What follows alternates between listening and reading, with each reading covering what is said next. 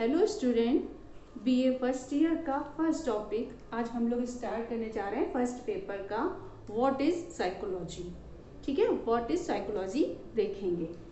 तो जो ये साइकोलॉजी है मनोविज्ञान, वर्तमान समय में मनोविज्ञान शब्द से इसका शाब्दिक रूप स्पष्ट नहीं होता है। ठीक है, मनोविज्ञान जो हम लोग यूज करते हैं मनोविज्ञान, तो इससे इसका जो शाब्दिक अर्थ स्पष्ट नहीं हो रहा है। और ये मनोविज्ञान लिया कहाँ से गया, सबसे पहले इसकी शुरुआत कहाँ से हुई, तो ये लिया आया है दर्शन शास्त्र से। ये दर्शन शास्त्र की एक शाखा है।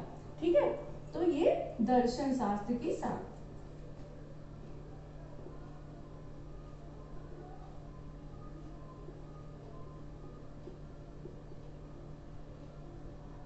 दर्शन शास्त्र की शाखा कब ऐसा हुआ? 1590 में। ठीक है,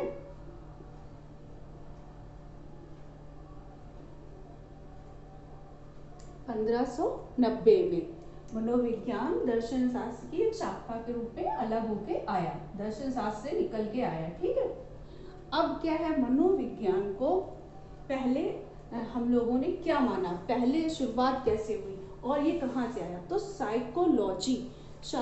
साइकोलॉजी को हम लोग इसको दो शब्दों में विभाजित करके समझते हैं। क्या?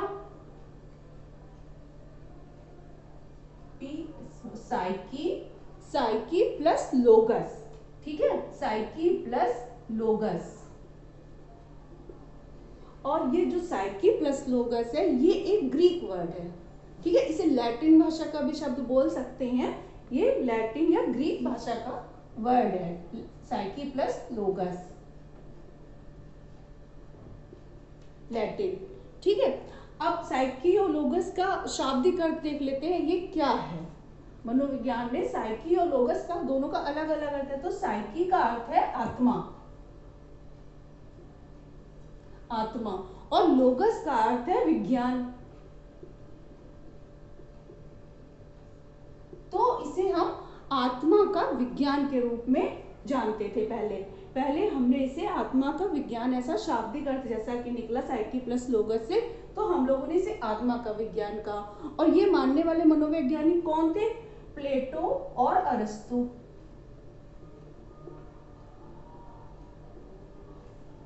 प्लेटो और अरस्तु ये आदि मनोवैज्ञानिक, और भी डेकार्टे वगैरह मनोवैज्ञानिक थे जिन्होंने इसे आत्मा का विज्ञान माना। लेकिन कुछ समय पश्चात कुछ परिवर्तन हुए। क्या हुआ?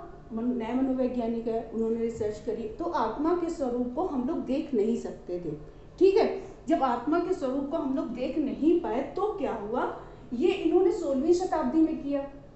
ये 16वीं शताब्दी में आत्मा का मनोविज्ञान माना गया। फिर जब कुछ अन्य मनोवैज्ञानिक आए तो उन्होंने आत्मा का विज्ञान मानने से मना किया। तब इसे क्या माना गया? मन एवं मस्तिष्क का, मन एवं मस्तिष्क का विज्ञान।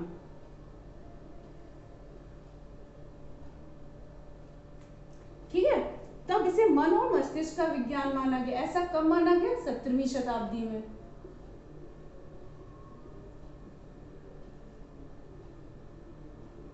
ठीक है, तो 17वीं शताब्दी में इसे मन और मस्तिष्क का मनोविज्ञान माना गया। अब क्या, तो मन के स्वरूप को भी हम लोग देख नहीं सकते, उस पर अध्ययन नहीं कर पा रहे थे, क्योंकि उसका कोई स्वरूप नहीं होता। मन का कोई स्वरूप तो निश्चित होता नहीं, देख तो सकते नहीं। तो और मनोवैज्ञानिक है, उन्होंने इसका विरोध किया और मन का विज्ञान मानने से इनकार किया। तो फिर 18वीं शताब्दी में इस पे मनोविज्ञान पे कोई कार्य नहीं हुआ, ऐसा ही चलता। लेकिन 19वीं शताब्दी में आके इसे क्या मान लिया गया? चेतना का विज्ञान। अब इसे माना गया चेतना का। ऐसे ये परिवर्तन होते गए। अब इसे क्या माना गया? चेतना का।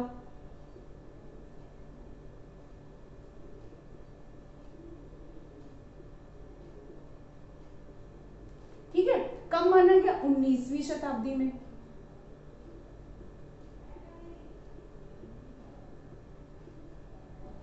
उन्नीसवीं शताब्दी में से चेतना का विज्ञान माना गया। मानने वाले कौन थे? विलियम वुंट और विलियम जेम्स।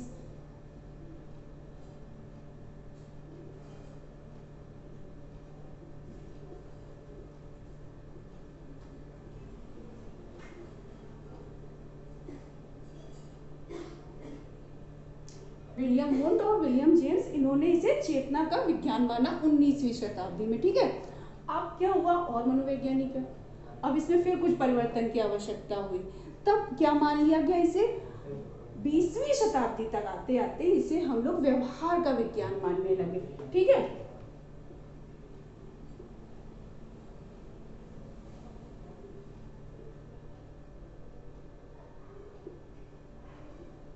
व्यवहार का विज्ञान माना, कब माना, ये 20वीं शताब्दी में।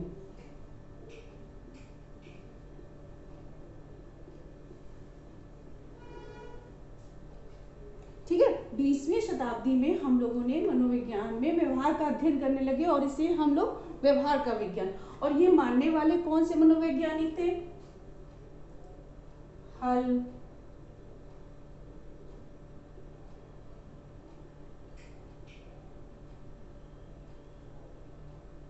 गथरी, ठीक है,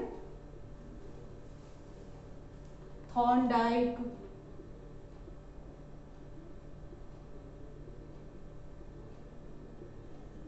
स्किनर। ठीक है, तो ये हल, पावलोव, गथरी, थॉर्नडाइक, स्किनर आदि मनोवैज्ञानिक व्यवहार का अध्ययन करने लगे और इसको व्यवहार का विज्ञान माना। इस तरह से ये धीरे धीरे परिवर्तन होते चले गए। कैसे हुए परिवर्तन, सबसे पहले हमने क्या माना, आत्मा का विज्ञान, तो फिर आगे चल के क्या हुआ, हमने आत्मा का त्याग कर दिया, अब फिर हमने इसको मान लिया मन और मस्तिष्क का विज्ञान। फिर इसके बाद क्या हुआ, मन और मस्तिष्क भी त्याग दिया मनोविज्ञान ने, अब क्या माना उसे, चेतना का विज्ञान। चेतना का विज्ञान मानने के बाद फिर हमने इसको त्याग करके व्यवहार का विज्ञान, अब हम वर्तमान समय में व्यवहार का अध्ययन करते हैं। ठीक है, इस तरह से हमारा ये परिवर्तन होते होते 20वीं शताब्दी में इसे व्यवहार का विज्ञान माना जाने लगा।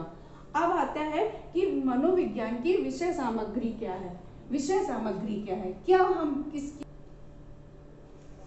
तो विषय वस्तु क्या है, विषय वस्तु है अब व्यवहार, क्योंकि हम व्यवहार का अध्ययन करते हैं इसलिए वर्तमान समय में मनोविज्ञान की विषय वस्तु क्या हो गई, व्यवहार। ठीक है, अब वर्तमान समय में व्यवहार हो गई, अब क्योंकि हम इसमें व्यवहार का अध्ययन करते हैं इसलिए वर्तमान समय में इसकी विषय वस्तु व्यवहार हो गई। अब मनोविज्ञान का लक्ष्य क्या है, आखिरकार मनोविज्ञान हम क्यों पढ़ते हैं ना, मनोविज्ञान का लक्ष्य क्या है, तो देख लेते हैं मनोविज्ञान का लक्ष्य।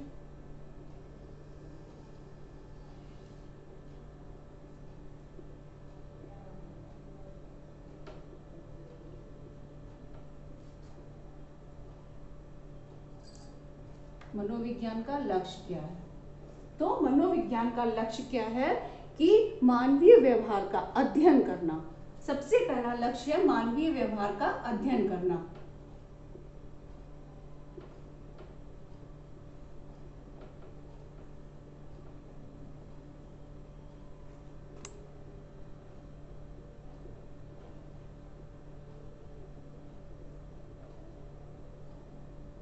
मानवीय व्यवहार का अध्ययन करना एवं उसका वर्णन करना।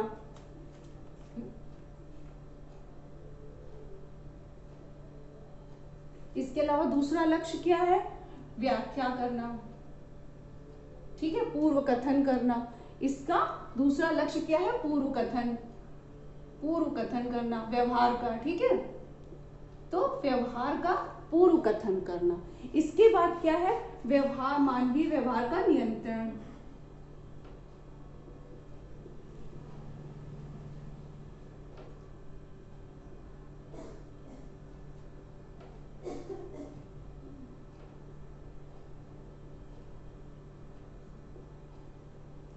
मानवीय व्यवहार पर नियंत्रण करना। ठीक है, इस तरह से हमारा मनोविज्ञान विषय का यह लक्ष्य निर्धारित हुआ कि मानवीय व्यवहार का अध्ययन करना और पूर्व कथन करना और उसके अनुसार मानवीय व्यवहार पर नियंत्रण करना।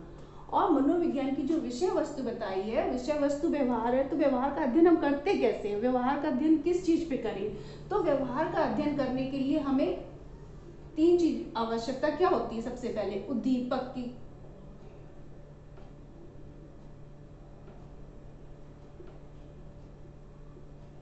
उद्दीपक। ठीक है, उद्दीपक की आवश्यकता है। उद्दीपक कोई भी प्राणी या कोई भी वस्तु भी हो सकती है, उसको हम उद्दीपक कहते हैं मनोविज्ञान की भाषा में। तो सबसे पहले कोई उद्दीपक जब उपस्थित होगा तो प्राणी, उसके लिए कौन, प्राणी अध्ययन किसका हम करते हैं, प्राणी के व्यवहार का ना। तो किसी भी उद्दीपक के प्रति प्राणी क्या व्यवहार करता है, उसकी अनुक्रिया, अनुक्रिया, ठीक है। तो प्राणी उद्दीपक के प्रति क्या व्यवहार करता है, क्या अनुक्रिया कर, अनुक्रिया मीन्स व्यवहार होता है, ठीक है।